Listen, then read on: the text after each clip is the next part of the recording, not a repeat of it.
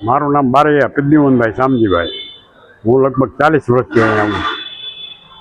અહીંયા આવવાનું કારણ અહીંયા આવતા આપણને સંતોષ મળે, મનને શાંતિ મળે, આપણું મનનું ધાર્યું થાય, આપણું જે કામ બાકી હોય, અટકેલા કામ હોય દરેક પૂરા થાય.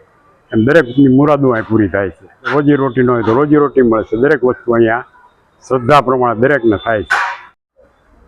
આ છે ભાવનગરના પ્રદ્યુમનભાઈ, જે છેલ્લા 40 વર્ષથી ભાવનગરની મધ્યમાં આવેલ સેલારસા પીરની દરગાહે આવે છે. પ્રદ્યુમનભાઈની અપાર શ્રદ્ધા તેમને સેલારસા પીરની દરગાહે ખેંચી લાવે છે. પ્રદ્યુમનભાઈનું કહેવું છે કે દરગાહે આવીને મને શાંતિ મળે છે અને એક અલગ જ પ્રકારની શક્તિનું સંચાર થાય છે. અમારા માતુશ્રી હતા, એ મજૂરી કરતા, એ અહીંયા આવતા, એની પ્રેરણાથી હું અહીંયા આવું ને અહીંયાથી અમને સંતોષ મળે છે. ને આપણે હિન્દુ હોય કે મુસલમાન હોય, દરેકનું મંદિર હોય કે મસ્જિદ હોય, બંને એક જ વસ્તુ છે.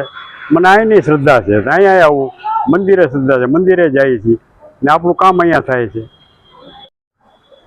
પ્રદ્યુમનભાઈનું કહેવું છે કે મારા માતૃશ્રી પણ અહીં આવતા હતા અને તેમની પ્રેરણાથી હું પણ 15 વર્ષની ઉંમરથી અહીં આવું છું.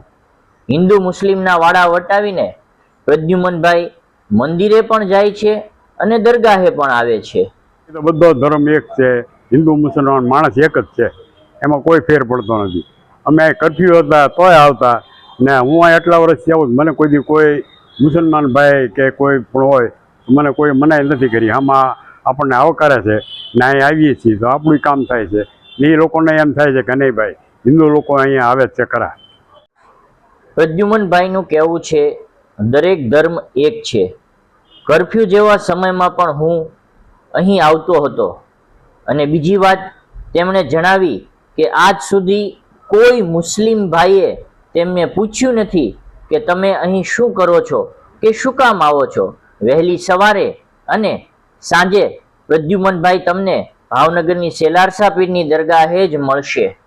કોઈને પાણી આપવાનું હોય, કોઈને કાંઈ તકલીફ હોય તેની તકલીફ બાપુભાઈ રજૂ કરવી, બાપુ એનું દુઃખ દૂર કરે. કોઈને મકાન ન હોય તો બાપુભાઈ ચાંદીના મકાન માને છે તો એને પણ મકાનો મળે છે. કોઈને ઓલાદ ન હોય તો ઓલાદની માગણી વર્ષને દિવસે કરે છે તો બાપુ એને મંત્રીનું ફૂલ આપે છે.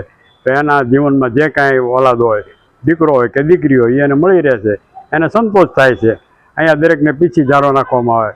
કોઈને તકલીફ હોય તો અહીંયા બાપુ દોરો બનાવી દે છે, પણ કોઈનો કોઈ પાસે ચાર્જ લેવામાં આવતો નથી. આ છે ભારતની ગંગા જમની તહેજીબ. આવી જ સ્ટોરી જોવા અમારી ચેનલને સબસ્ક્રાઇબ કરો. સંધિ જાગૃતિ ન્યૂઝ, તંત્રી, જાહિદ મદ્રા, ભાવનગર.